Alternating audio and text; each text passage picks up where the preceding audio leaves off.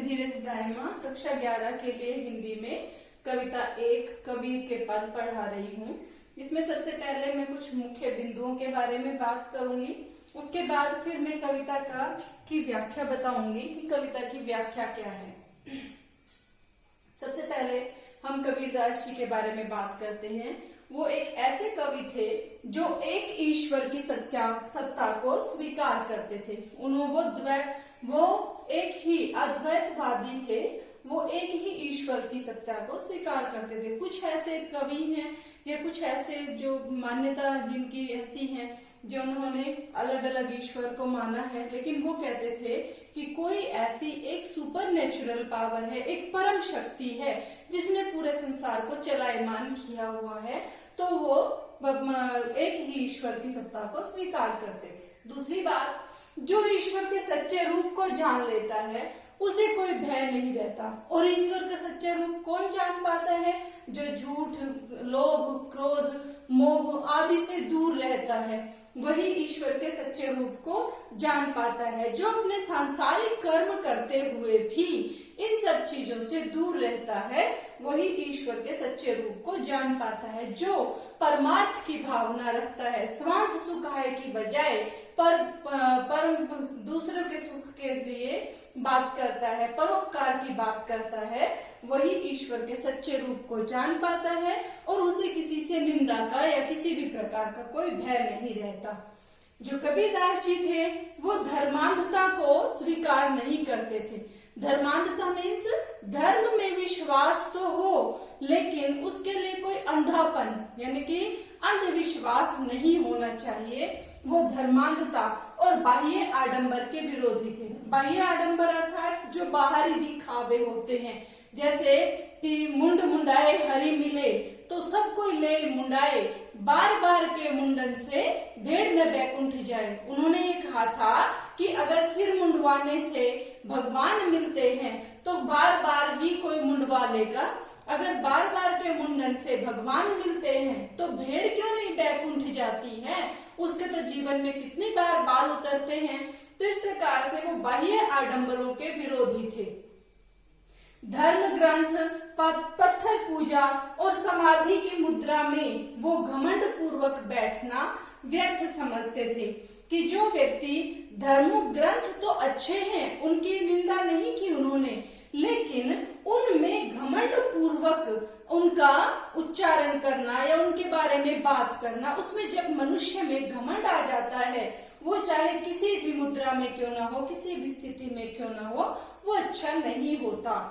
और इसमें आज के कबीरदास जी की जो शिक्षाएं हैं, उनमें इस कविता में जो हम पढ़ेंगे उसका लास्ट है, वो धर्म गुरु स्वयं को श्रेष्ठ बताते हैं, वो मैं के फेर में खो गए हैं।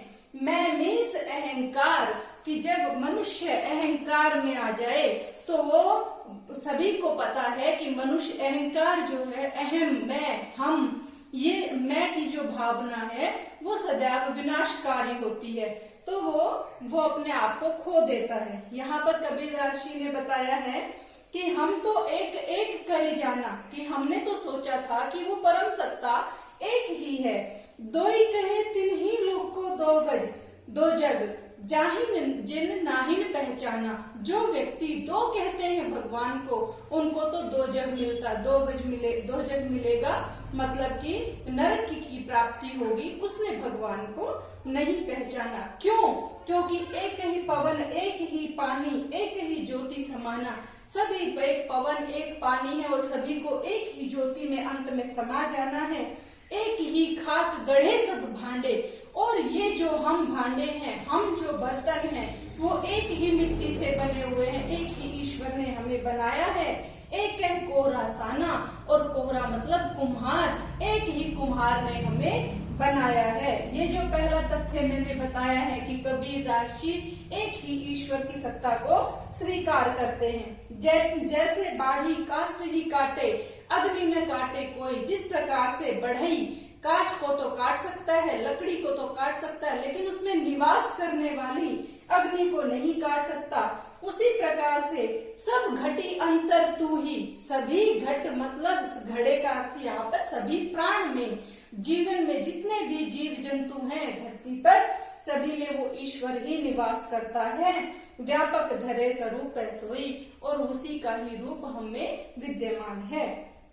माया देखी के जगत लुभाना, माया देखकर, ये धन दौलत देखकर जगत संसार लुभा गया है, लोभी हो गया है। काहे रे नर गर्वाना, हे नर हे मनुष्य तुम क्यों गर्व करते हो। निर्भय भया कहू नहीं व्यापे, कहे कबीर दीवाना। कबीरदास जी कहते हैं कि जो निर्भय होकर भगवान का भजन करता है, जो दूसरा तथ्य है वो हमारे यहाँ पर क्लियर होता है कि जो निर्भय होकर भगवान का भजन करता है उसे कभी भी कोई दुख संकट व्याप्त नहीं होता, उसे कोई भय नहीं रहता। इसके बाद आगे बताया है, संतो देखत जग बोराना, हे संतो हे सज्जन व्यक्तियों, देखो ये संसार तो पागल हो गया है। साच कहे तो मारन धावे, झूठे जगपतियाना। अगर हम सच कहते हैं तो ये मारने दौड़ते हैं और झूठे के साथ में ही रहते हैं, झूठे का विश्वास करते हैं। नेमी देखा धर्मी देखा, हमने नियमों का पालन करने वाले व्यक्ति देखे, धर्म का पालन करने वाले व्यक्ति देखे, और ऐसे नियम जो प्रातः करे स्नाना, जो सुबह स्नान करते हैं, और आत्म मारी पखा नहीं पूजी, अपनी आत्मा को मारते हैं और पहाड़ों की पत्थरों की पूजा करते हैं। ये धर्म ग्रंथ, ये फोर्थ जो पॉइंट है वो यहाँ पर कंप्लीट होता है। और थर्ड पॉइंट भी इसी के अंदर आता है कि वो धर्मांधता और बाह्य आडंबरों को नहीं मानते थे। जो व्यक्ति खुद को मारता है, अपने आप को मारता है, अपने अंदर अपनी आत्मा का गला घोंटकर और पत्थरों की पूजा करता है, उसमें कछु नहीं ज्ञाना, उसमें कोई ज्ञान नहीं होता। और सच्चा ज्ञान क्या है? ईश्वर की प्राप्ति का ज्ञान ही सच्चा ज्ञान है। बहुतक देखे पीर ओलिया, हमने बहुत सारे पीर बाबा देखे हैं, पीर ओलिया देखे हैं। वो क्या करते हैं? पढ़े किताब पुराना, ये धर्म ग्रंथों की बात आ गई, पत्थर पूजा समाधि की बात आ गई है कि वो धर्म ग्रंथ वगैरह पढ़ते हैं। कह मुरीद तदबीर बतावे, और वो मुरीद को, वो शिष्य को क्या तरीका बताते हैं, किस चीज का? ईश्वर प्राप्ति का। उसमें उहे जो जाना, कि उसमें वो क्या ज्ञान बताते हैं अपने शिष्य को, क्या बताते हैं? आसन मारी डिंब धरी बैठे, वो आसन डिंब धरी बैठे, बड़ा घमंड करके ऐसे हाथ लगा के इस प्रकार से बैठ जाते हैं। मन में बहुत गुमाना, और उनके मन में बड़ा घमंड होता है। पीपर पाथर पूजन लागे, और वो पीपल को और पत्थर को पूजने लगते हैं। तीर्थ गर्व भुलाना, और तीर्थ में अपने गर्व में अपने आप को भूल जाते हैं। टोपी पहरी माला पहरे, छाप तिलक अनुमाना, वो टोपी पहनते हैं, माला पहनते हैं और टीका वगैरह लगाते हैं। इसके बाद है साखी शब्द ही गावत भूले। कबीरदास जी कहते हैं कि वो साखियों को, शब्दों को गाते हुए अपने आप को भूल जाते हैं। आत्म खबरी न जाना, और उनको खुद की खबर नहीं, अपने आप को वो भूल जाते हैं कि मुझ में कितनी बुराइयां हैं। जब मनुष्य अपनी बुराइयों को देखता है और उसके बाद उसके अनुसार आचरण करता है कि मुझे अपनी बुराइयों को समाप्त करना है, उन पर विजय प्राप्त करनी है और अपनी अच्छाइयों को और ज्यादा उजागर करना है, तो भी वो व्यक्ति धरती पर रहते हुए ईश्वर की प्राप्ति कर सकता है। अगर वो बिना घमंड के ऐसा करे तो कबीरदास जी कहते हैं कि हिंदू कहे राम मोहि राम प्यारा, तुर्क कहे रहीमाना। हिंदू राम को, तुर्क जो है वो रहीम को प्यार करता है। आपस में दो लरी मुए, कि दोनों आपस में लड़ कर मर जाते हैं। मर्म न काबू जाना, और वास्तविकता जो है, सच्चाई जो है ईश्वर की, वो किसी ने नहीं जानी।